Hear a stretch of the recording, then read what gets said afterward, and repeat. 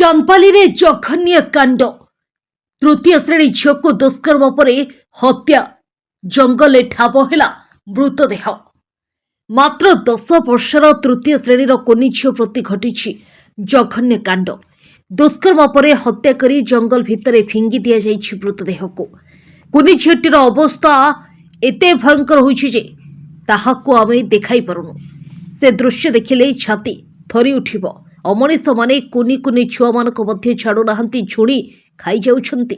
झीलटीर मां ए दृश्य देखि कांदी कांदी पागल होई गलानी। एमिति एक छाती थरा घटना घटिछि चांदपाली सहर रे। चांदपाली एनएससी बालिंगा अंचलर प्रशांत मिश्रंक 10 वर्षर कुनी झील संध्याराणी मिश्रंको दुष्कर्म पर उल्लंघन करी बुदाबड़ भितर फोपाड़ी दिया जाइछि। बालिंगा सहरांचल स्वास्थ्य आरोग्य केन्द्र निकटरे थिबा घंचबुदा भितरु नाबालिकाटीर मृतदेह ठाब होइछि।